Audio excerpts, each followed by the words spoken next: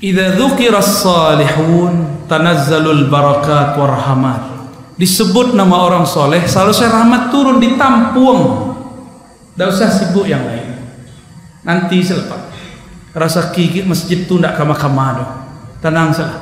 Ya, mohon maaf kalau bapak tersinggung. Ya. Sabar salah, sabar. Nanti pak. Kebiasaan buruk itu. Kadang lagi pengajian, makanan disebar. Rahmat sedang turun, turunnya untuk kalbu. Makanan diagih ke badan, terhindarlah rahmat masuk ke dalam kalbu.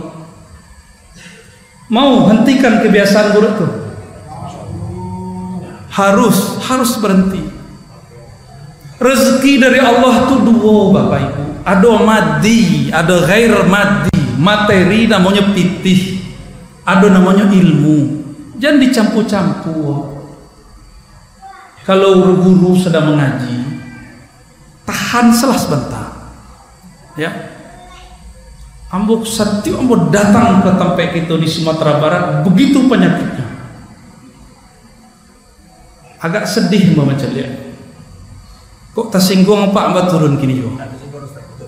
Maafkan kami guru.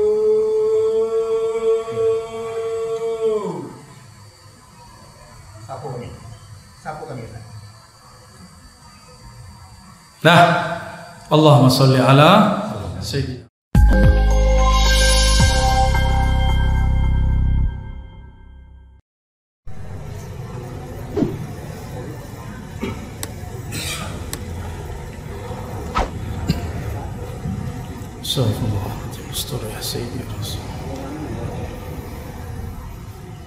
Assalamualaikum warahmatullahi wabarakatuh.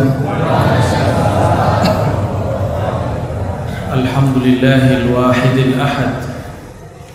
Ilaihi ya'ulu kullu syai'in bisamadaniyyatihi. Ashhadu an la ilaha illallah wa ashhadu anna Muhammadan abduhu wa rasuluh. Allahumma salli ala sayyidil awwalin wal akhirin. Allahumma salli ala sayyidil wujuh. Allahumma salli ala sayyidil arwah. Allahumma salli ala sayyidi waladi Adam Sayyidina Muhammad wa ala alihi wa ashabihi wa li baitihi wa dhurriyyatihi ajma'in. Para guru, buya yang tidak mungkin kami sebutkan satu persatu, para umara, semoga diberkahi oleh Allah Subhanahu wa taala. Jamaah yang paling spesial, alhamdulillah hujan tidak turun. Syukur. Kalau si tungkah, kalau si tungkah hujan, babayun, langsung gelap, langsung bak kabut. Ya, kabut ya, 5 meter sudah susah lihat.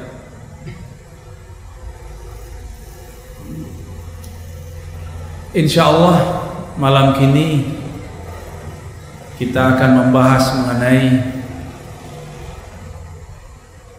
ikhtilaf, perselisihan yang pernah ada di zaman Nabi Sallallahu Alaihi Wasallam.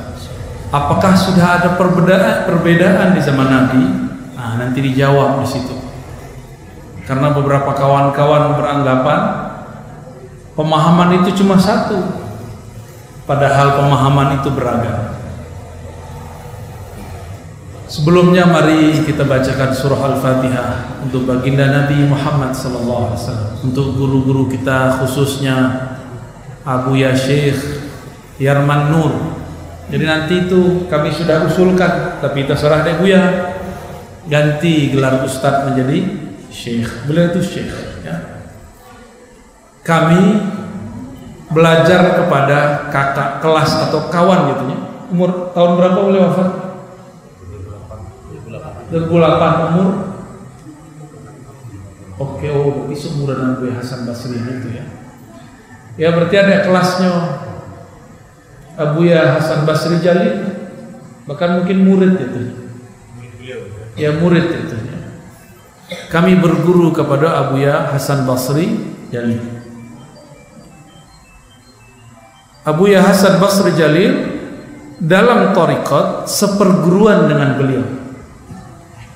Ngambil dari Syekh Muhammad Kanis yang ada tarbiyahnya setelah simpang Betua 4, Tuangku Betua, Tuangku Tua. Dulu Abuya Hasan Basri Jalil Datuk Sati Piladang berhikayat kepada orang.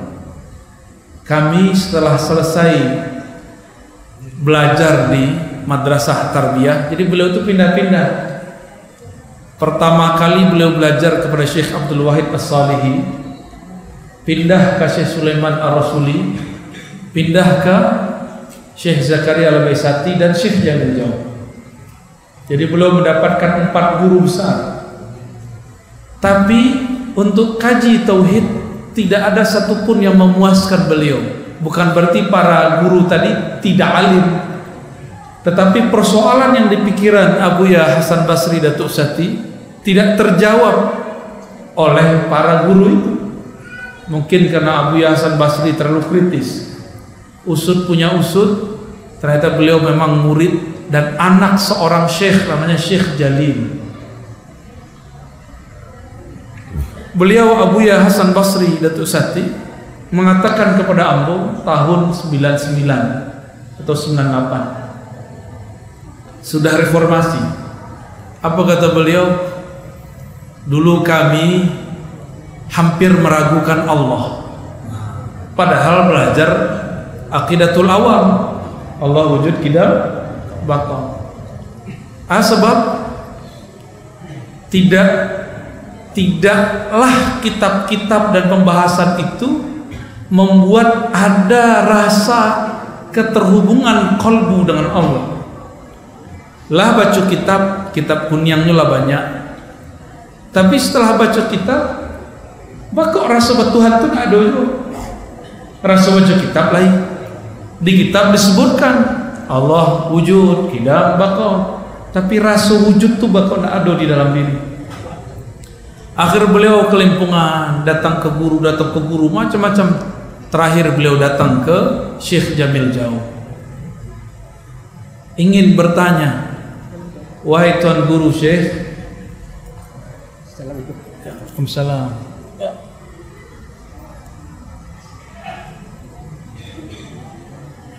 Ajarkan aku cara merasakan wujud Allah. Disitulah gurunya kemudian terkejut.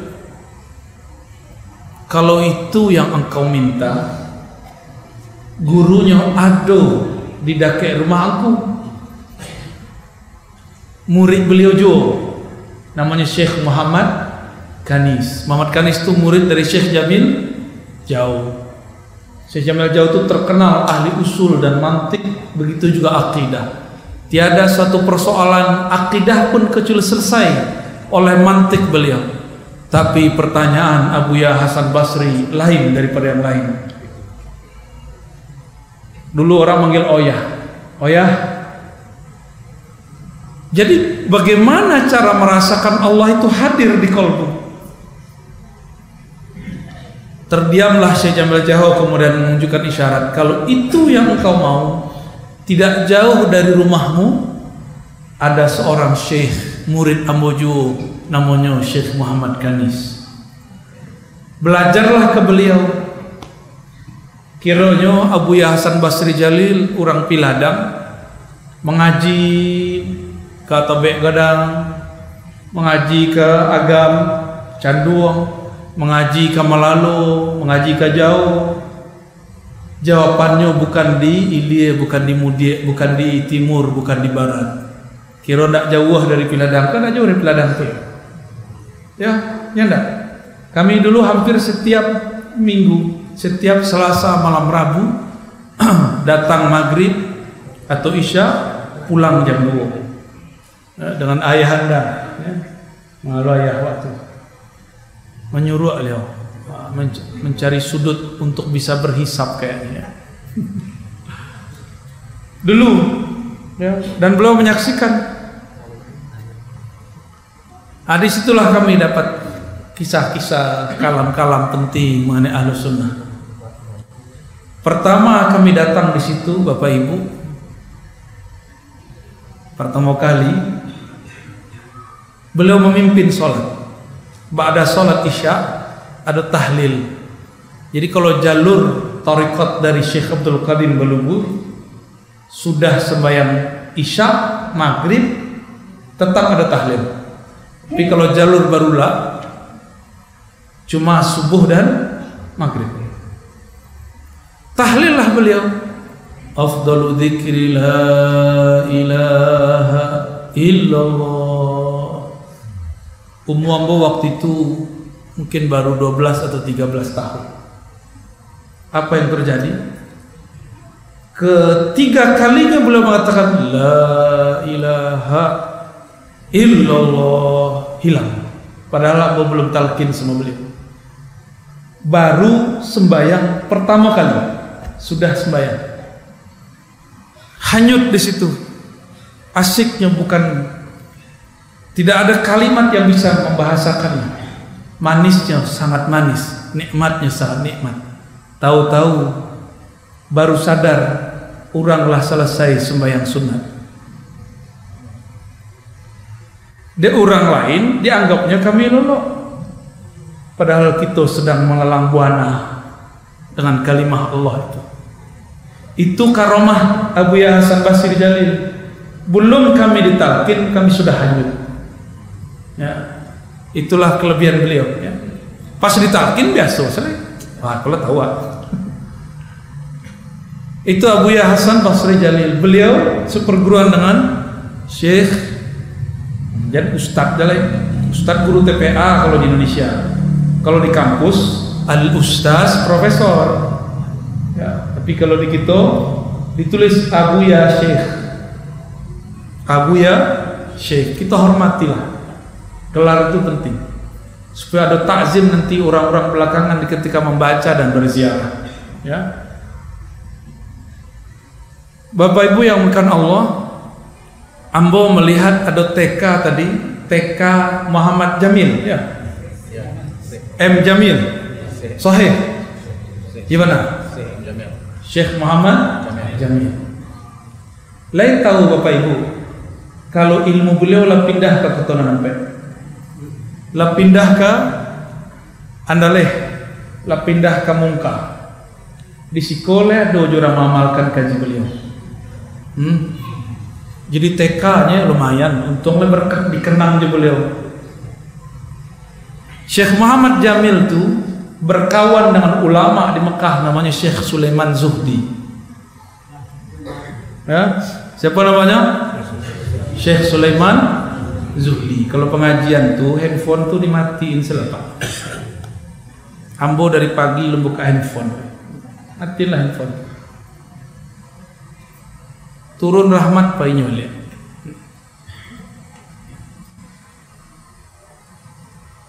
Syekh Muhammad Jamil kalau masalahnya banyak, beliau berkirim surat ke Mekah ke kawannya namanya Syekh Sulaiman Zuhdi. Hebat nggak tuh? Kami punya bukunya. Dapetnya dari Maninjau. Itu kemudian tulisan itu dicetak, masih tulisan tangan kemudian dicetak. Situ ada permasalahan robito, permasalahan amalan tahlil, zikir, ziarah kubur, macam-macam. Ternyata Syekh Muhammad Jamil itu di Painan ada muridnya. Di Painan itu disebut beliau itu alim allamah, orang yang sangat alim dan malim. Syekh Muhammad Jamil. Kita kemudian telusuri siapa Syekh Muhammad Jamil itu. Ternyata beliau berguru kepada Syekh Muhammad Tahir di Barula. Kini suraulanya di Masjid Taqwa. Tapi orang situ tidak tahu lah siapakah sebenarnya Syekh Muhammad Tahir. Syekh Muhammad Tahir itu berguru dulu waktu di Mekah Bahkan ketika di Simabua, dulu di Simabua Batu Sangka, ada seorang syekh dari Simabua lama di Mekah, nulis kitab pakai bahasa Arab, namanya Syekh Ismail As-Simaburi. Beliau punya murid, satu-satunya murid yang tertulis namanya di kitab, Syekh Muhammad Tahir Barula. Barula itu masuk mata. Saya setuju. Ulama lain Al-Barulai. Cerdasnya Syekh Muhammad Jamil itu diambil mantulah sama Syekh Muhammad Tahir. Kisah itu kiranya kisah kedua ketiga kali terjadi dalam silsilah zikir Naqsyabandiyah. Dulu Syekh Muhammad Bahauddin Syah Naqsyaband yang mengajarkan suluk zikir qalbu, itu beliau menikahkan putrinya dengan muridnya Syekh Alauddin Al-Attari. Bahkan beliau Imam Bukhari itu berguru kepada seorang syekh, dinikahkan juga dengan putri guru itu.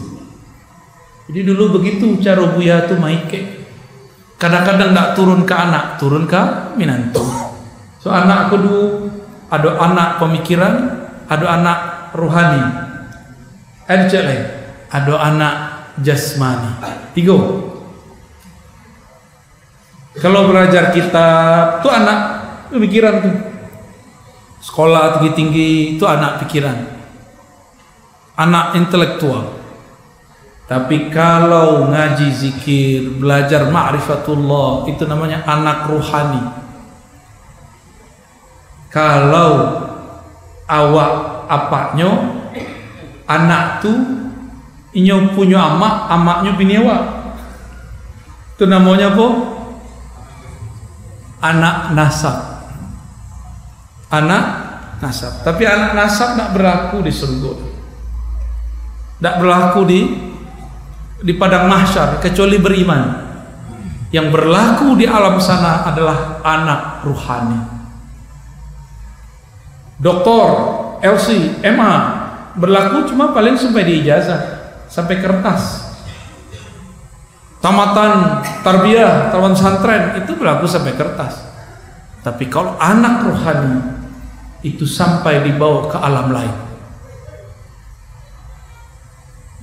Nah, disitulah perlu mengenal guru. Abuya Syekh Yarman Nur bin Muhammad Nurin, beliau sempat berguru ke Syekh Muhammad Kanis.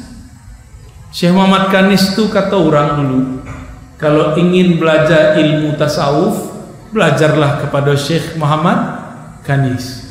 Kalau engkau ingin bersuluk, suluklah di Belubus, Syekh Abdul Qadir.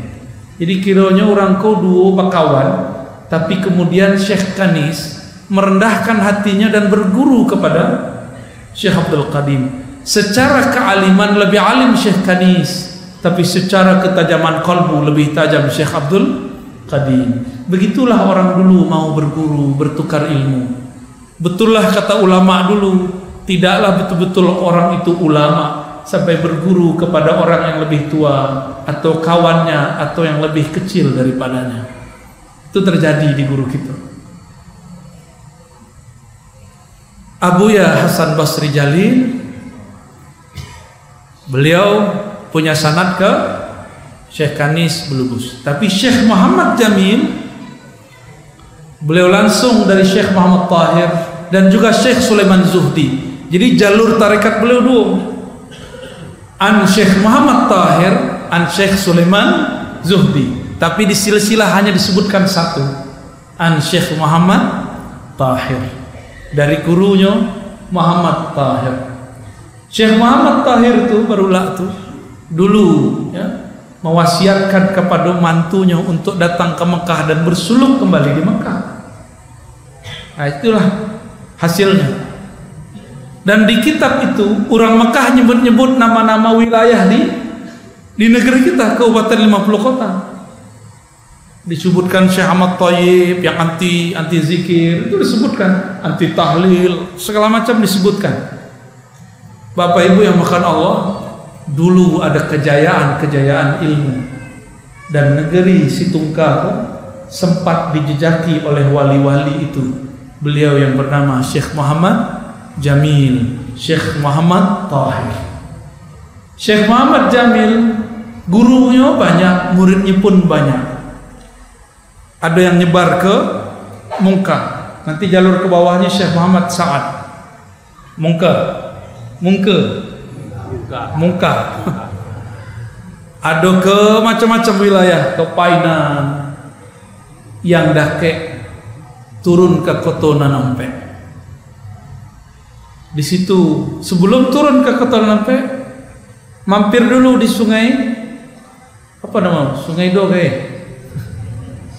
Sungai Dareh atau Sungai Doge? Kok lah berubah lu orang Situngkal. Tapi kami cari-cari itu ada di tepi jalan, tepi labuh. Bukan di Sungai Dareh. Ada masjid di situ. Di depannya ada kuburan Syekh Muhammad Ilyasin. Dulu katanya ada kubah, diruntuhkan, kini jadiin pagar. Dipagar. Cuma waktu kami datang ke situ, banyak kain yang dijemur di situ. Karena orang tidak mengenal siapa beliau. Bahwa beliau itu pemegang kemursidan, keilmuan, keulamaan daripada Tuan Syekh Muhammad Jamil. Itu Pak.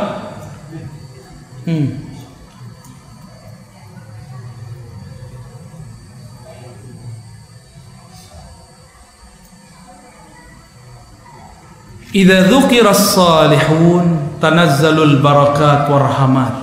Disebut nama orang soleh, seharusnya rahmat turun, ditampung. Tidak usah sibuk yang lain.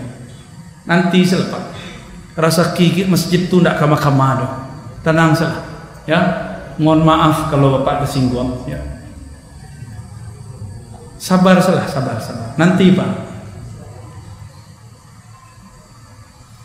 Kebiasaan buruk itu. Kadang lagi pengajian, makanan disebar. Rahmat sedang turun. Turunnya untuk kalbu. Makanan diagih ke badan. Terhindarlah rahmat masuk ke dalam kalbu. Mau hentikan kebiasaan buruk itu? Harus berhenti. Rezeki dari Allah itu dua Bapak Ibu. Ada maddi, ada ghair maddi. Materi namanya pitih, ada namanya ilmu. Jangan dicampur-campur. Kalau guru sedang mengaji, tahan sebentar. Ya, ambo setiap ambo datang ke tempat itu di Sumatera Barat, begitu penyakitnya. Agak sedih membaca dia. Kok tersinggung apa amba turun kini juga? Maafkan kami guru.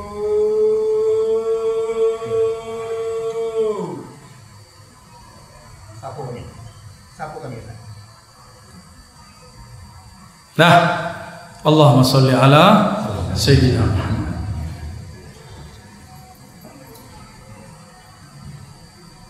Bapak Ibu yang mulakan Allah, mungkin salah kami. Kemungkaran, keanehan ketika terjadi, kami biar saja. Dek kami takut tak diundang balik. Kalau ambo nak takut nak diundang balik, mungkin ambo nak balik-balik risiko, ambo nak tinggal risiko tu. Maka berani mengecek. Ya, mohon maaf. Ya, Bapak Ibu yang mulakan Allah, dari dulu guru-guru kita tu kalau ngaji pasang adab. Bahkan dulu kalau duduk tu betul-betul syahdu. Disebutkan dalam riwayat sahabat-sahabat Rasulullah ketika beribadat, dalam sebuah riwayat yang menyebutkan itu pohon namanya pohon Syajaratul Ridwan, sebab Allah ridha dengan mereka. Itulah turunnya kemudian apa yang disebut baiat. Di situ para sahabat berkumpul kepada Rasulullah sallallahu alaihi wasallam. Itu pohon jatuh, tidak ada pun satu pohon jatuh ke lantai ataupun ke pasir. Apa sebab? Saking rapatnya dan mereka syahdu. Hikmat bukan main hikmat. Mereka lupa dengan apapun saat itu. Fokus kepada Rasulullah sallallahu alaihi wasallam, ya. Jadi mohon ke depannya kalau guru kita sedang mensyurah kaji itu rezeki rohani. Dengan itulah berbangga masjid. Jadi masjid kok kalau bisanya mengecek, Pak. Keceknya udah usah khawatir. Ngajilah dulu.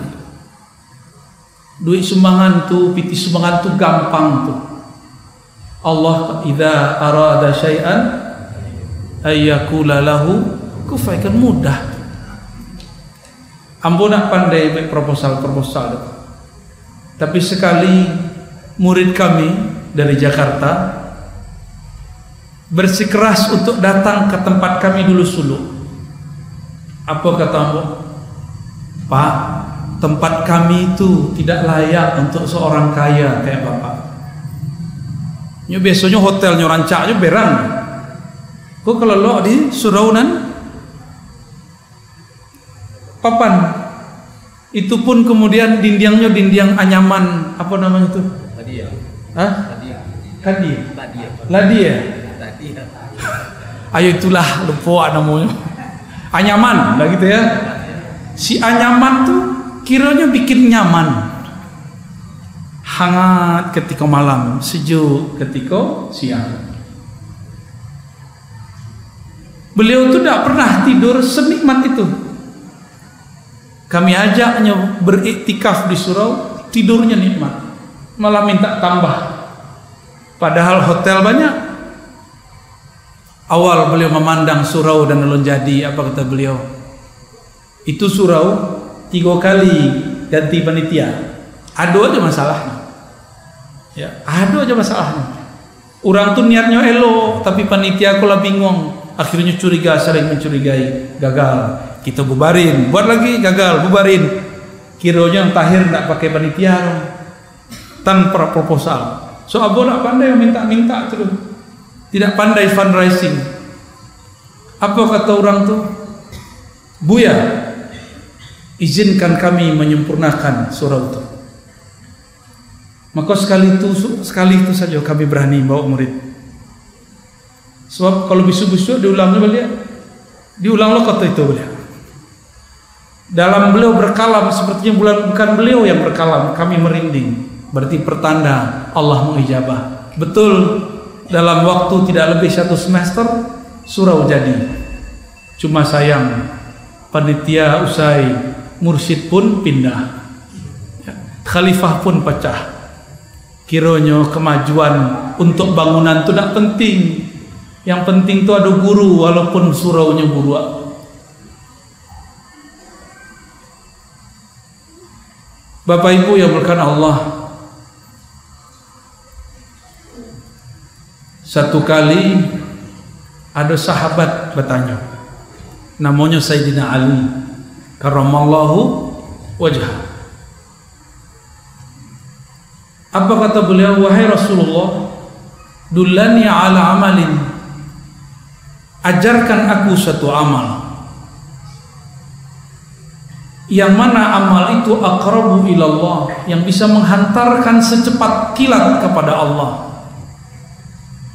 arfa'u darajatan, yang membuat derajat kami tinggi di sisi Allah, tapi ashalu, yang lebih gampang. Sesuai tidak aja kita? Amalnya cepat naik pangkat, banyak pahalanya, tinggi derajatnya, tapi amalnya mudah. Kan yo hobi kita nak? Yo asli. Apa jawaban Nabi? Ya Ali, alaika bibudawamati dzikrillah. Hendaklah engkau memperbanyak mendawamkan zikir kepada Allah. Apa kata Sayyidina Ali? Wahai Rasulullah, kalau itu kami sudah tahu. Tolong ajarkan yang lebih spesifik, yang lebih spesial. Apa kata Rasulullah? Ya Ali, Qul la ilaha illallah. Wahai Ali, bacalah banyak-banyak la ilaha illallah. Ali bertanya lah, itu kami tahu wahai Rasulullah, tapi tekniknya bagaimana wahai Rasulullah? Lalu kemudian Rasulullah SAW, karena sayang kepada saudara sepupu plus menantu beliau, Nabi SAW kemudian menjawab, Ya Ali, aghmid ainaik. Wahai Ali, pejamkan matamu, lalu bacalah kalimah la ilaha illallah. Di riwayat lain, Qul Allah Allah. Itu riwayat hadisnya. Tekniknya di mana disimpan? Bukan di kitab. Itu ada di kitab Musalsalat yang dikumpulkan oleh Syekh Yasin Al-Fadani, Syekh Al-Kushasi Al-Qurani, Syekh Umar Hamdan, bersambung kepada Sayyidina Ali, bersambung kepada baginda Rasulullah sallallahu alaihi wasallam.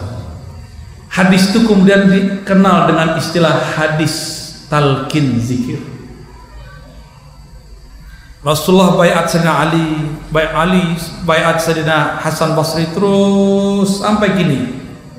Jadilah semua ajaran zikir, termasuk Naqsyabandi. Soal Naqsyabandi itu dua jalur, ada jalur Sayyidina Ali, ada jalur Sayyidina Abu Bakar As-Siddiq. Teknik itu tidak ada di kitab, adanya di dalam kolbu para guru. Bapak Ibu, itu tidak boleh dikembangkan di tempat umum kecuali sudah datang isyaratnya. Ya. Akhirnya berkembanglah zikir itu, berkembang zikir itu dan disebut dengan zikir khafi. Zikir apa? Zikir yang samar, lembut di dalam kolbu.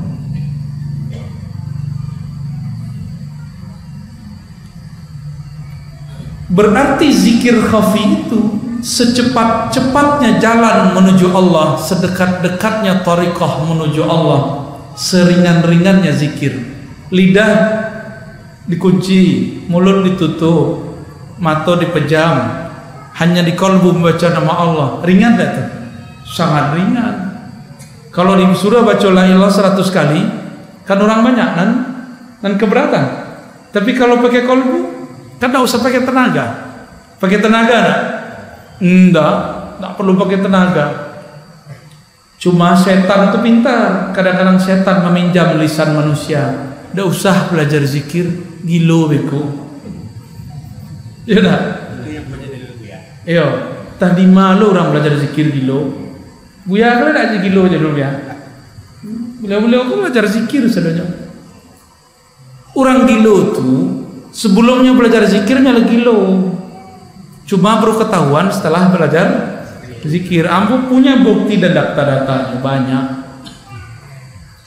Kebanyakan orang tuh lah rusak. Serah rawak sayu. Tuh Pak. Tuh. Kona Italianam. Lalamu lo ada nang itu. Kona Italianam. Aduh kah istilah yang nak bulu ana.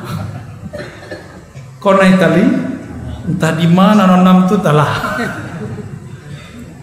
Kalau lah kona Italianam, apapun ilmu dia pasti tidak selesai. Cuma setan tu pintar. Setan tu bermusuhan dengan ahli zikir. Harus cari pembulian. Kambing hitam harus dicari. Dan paling mudah di kambing hitam kan siapa? Orang ahli zikir. Soal zikir kau nak suka membalik. Dituduhnya diam. Ya.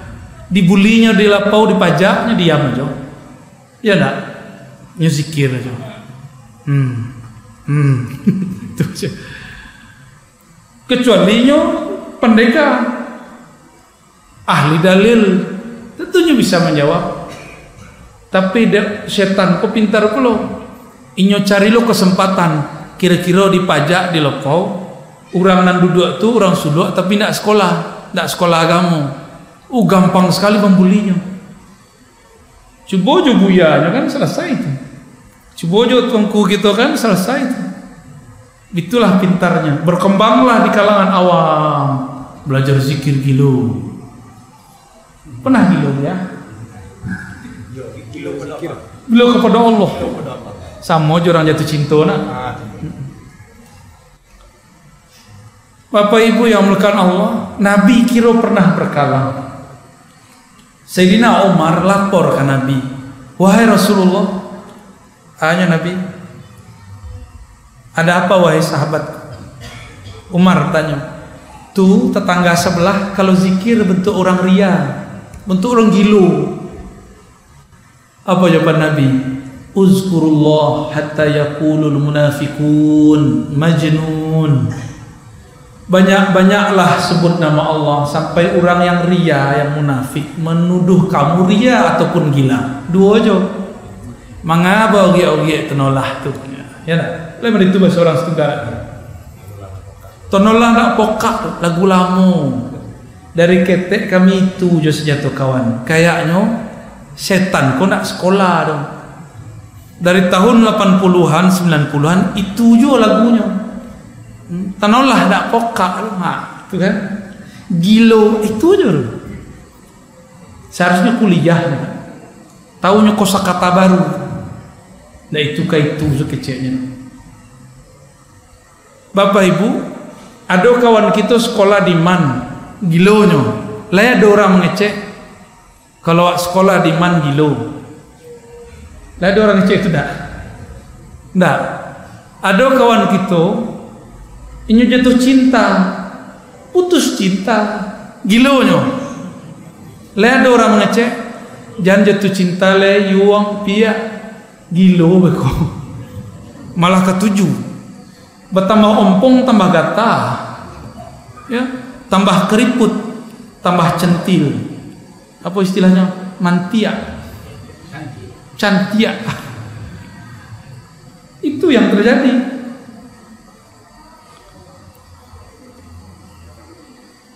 Jadi kalau ada orang berkalam begitu, hati-hati, jangan-jangan di kalbunya ada kemunafikan. Tapi kalau kita bersobok orang itu, jangan kecil loh, aku munafik. Jangan, tak boleh. Haram. Haram hukumnya. Karena orang yang merasa suci, dialah orang munafik. Orang yang merasa munafik, dialah orang suci. Datang kawan. Nyo seorang ulama waktu itu ada zikiran yang zikir preman-preman. Semua preman ku menangi kecuali si ulama ku. Selesai zikir datang ke kami. Uya, badai kereh benar hati awak. Tu preman-preman tu lah menangi. Awak doktor tapi nak menangi. Awak buya tapi nak menangi. Tu mau kecil kan buya menangi tu. Nya dalam mengatakan, bah kok tak bisa menanginya menangi. Jadi kiranya ketika seseorang mengaku dirinya berdosa, mengaku dirinya kotor, itulah usul pertama. Namanya usul fi maqamit taubah. Sampai kepada makom taubat. Itu makom paling pertama kalau ingin datang kepada Allah Subhanahu wa taala. Apa arti makom taubat? Makom sadar awakku banyak dosa. Maka berkata Rasulullah, an-nadamu taubah. Orang yang sadar menyesal itu, itulah taubat. Kalau kita menyesal titik ada ayam atau minimal berindang-indangnya, ya tak? Bakaco-kaco kata orang. Ya tak? Kalau awak merasa salah, tegang langsung. Ayam atau kita mengalir. Jadi kalau ada orang gampang menangis, bukan berarti suci. Sebenarnya dia banyak dosa. Hati yang banyak nangis, ya, ketahuan. Ya. Tapi apakah kemudian jadi masalah? Tidak masalah. Justru yang bagus menangisi kalau dirinya kok banyak maksiat. Bapak Ibu, sahabat-sahabat, kawan-kawan yang dimuliakan Allah. Kalau kita ingin merasakan kita tuh dekat kepada Allah, mulailah dengan menyadari kesalahan. Kesalahan itu dibagi dua, ada zahir, ada batin, ada nyata, ada tersembunyi. Yang zahir itu dimulai dari mata, dosa memandang. Telingo doso pandangan. Lisan kok paling banyak. Doso berkalam. Menyinggung orang. Tersinggung Pak tadi Pak. Ya benar Pak. Serius. 2 rius. Senyum lah Pak. Tegang lah Pak tenang. Kok tersinggung Pak? Alhamdulillah berarti Pak barakah. Punya hati. Nyana ndak boleh sakit hati tersinggung boleh. Ya tak? Sepakat ya. Ndak tersinggung Pak berarti ndak punya hati Pak. Nah ndak boleh. Pandondam. Itu ndak boleh. Awas. Ndak ada undangan. Tombong kecil. Alhamdulillah. Bapak Ibu yang makan Allah. Apa kata Allah? Ya ayyuhallazina amanu tubu ilallah taubatan nasuha. Yang dipanggil bukan orang kafir. Yang dipanggil itu orang yang percaya. Yang percaya kepada Allah Subhanahu wa taala. Hai orang-orang beriman, hai orang-orang yang percaya, tobatlah dengan tobat nasuh. Apa arti tobat nasuh? Nasuh itu tobat yang tulus. Tulus tuh bukan seperti orang-orang lama. Kalau rancak hasil padi wak bersedekah. Jadi kalau anak rancak itu nak sedekah. Masih bersyarat ya. Nasuh itu tulus. Bakoknya kemudian berzikir bukan pengen sembuh dari penyakit, bukan pengen rezekinya lancar, enggak. Bukan pengen tenang, bukan. Zikir itu karena Allah suruh berzikir. Karena Allah menyuruh berzikir, kita berzikir. Karena Allah suruh tobat, kita tobat. Dan ada di muka ambo sadonya beriman kan? Lain bertobat hari kini. Lain istighfar aja tobat. Istighfar tuh minta diampuni. Kalau tobat tuh mengakui kesalahan. Itu lainnya. Lain mengakui kesalahan di hadapan Allah. Layalun. Ya dah. Minimal ba'da sholat, sebelum tidur atau bangun tidur waktu tahajud. Diingat-ingat dari bangun sampai tidur lagi. Siapa yang wak temui, siapa yang kira-kira tersinggung. Jadi ya Pak tadi itu masuk ke daftar nanti malam demo tuh. Ya Allah, tersinggung jemaah Situngka ya Allah. Mohon ampun ya Allah. Bisa titik air mata kita tuh. Ya Allah, petang tuh ada orang rancak, mata kami tidak bisa menahan ya Allah. Itu senyumnya. Tolong ampunkan dosa mata kami ya Allah. Itu bisa titik air mata.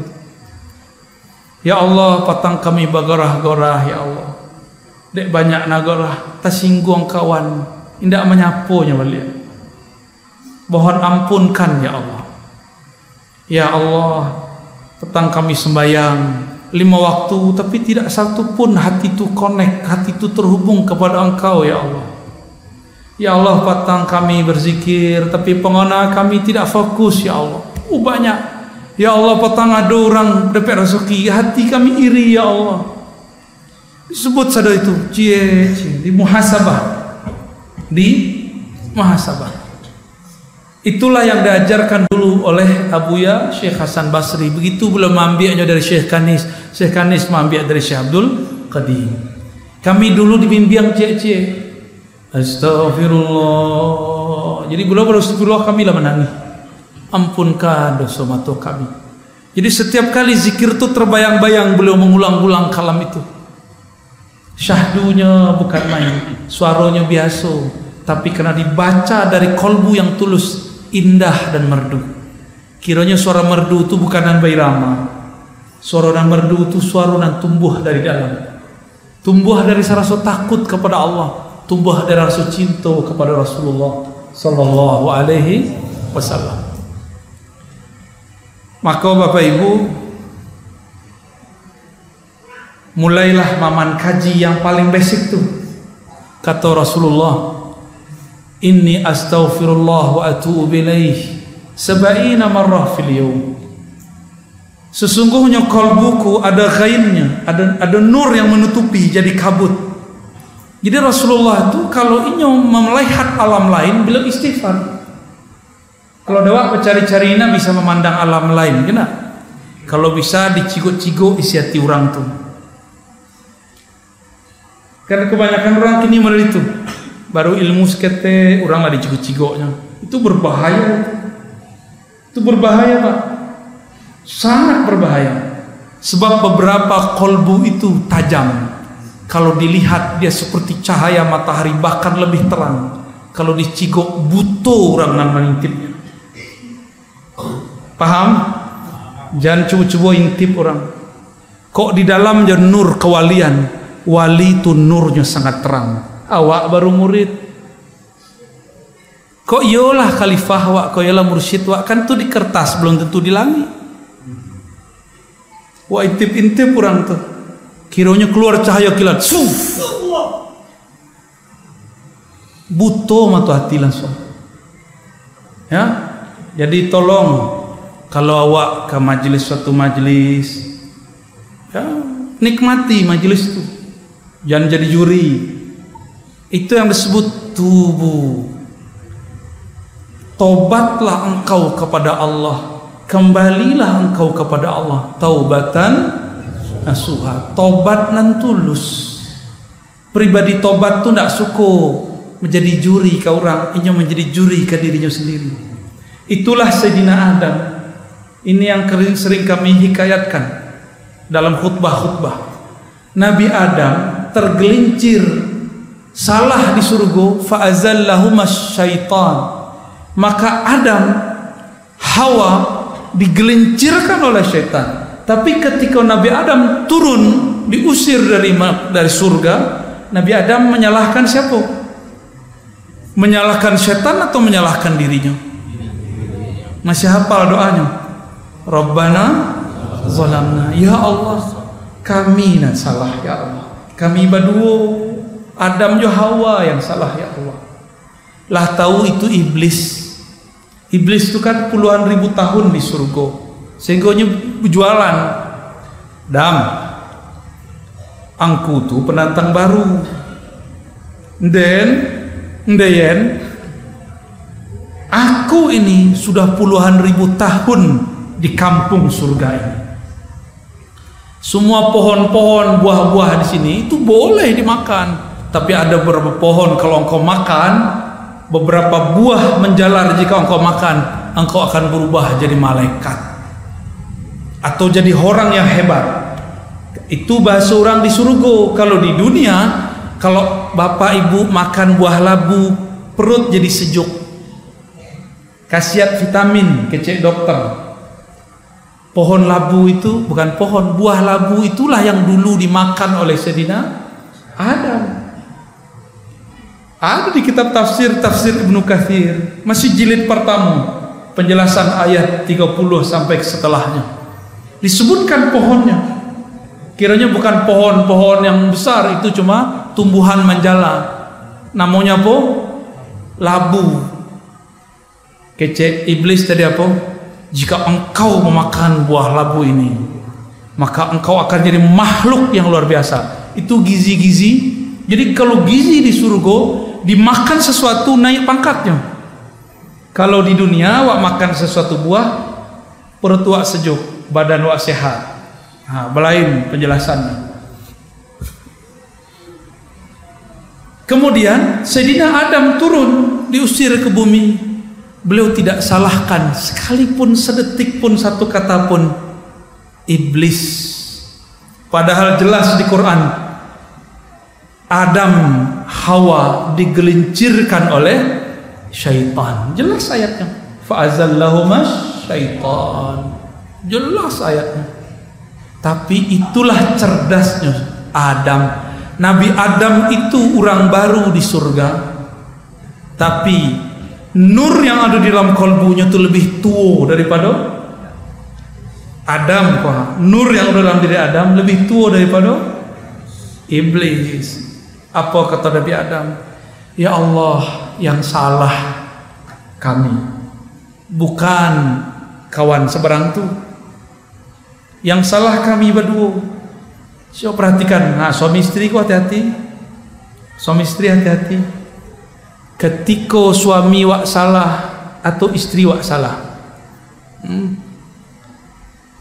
ditanggung berdua atau ditanggung seorang? Salah kau tuh, salah ang mah, pulanglah kau leh. Bayo, ya. Kan bayo tuh. Kiranya sifat iblis tuh masuk ke rumah tangga. Makanya muncullah suami istri saling menyalahkan. Itulah awal keretakan rumah tangga. Anak awak rusak jatuh bersalah-salahan, bersalahan lakinya, bersalah, akhirnya konflik. Apapun yang terjadi, coba kembali kepada kakek kita Nabiullah Adam. Kalau ada kesalahan tidak disalahkan salah satunya, katakan, ya Allah, kami juga yang salah. Mungkin karena kami tidak sempurna, dan pasti tidak sempurna, maka terjadilah mereka. Kalau orang murid itu sado kini ba kira-kira ya kenal itu bawalah pulang. Kalau mengaji zikrullah kita Bapak Ibu harus tambah sayang je pesanan, harus tambah pengertian je beliau-beliau tuh, harus lebih mengalah, bukan malah tambah superioritas. Aden kau orang surau, kau pangkaten khalifah di surau, kau kurang adab.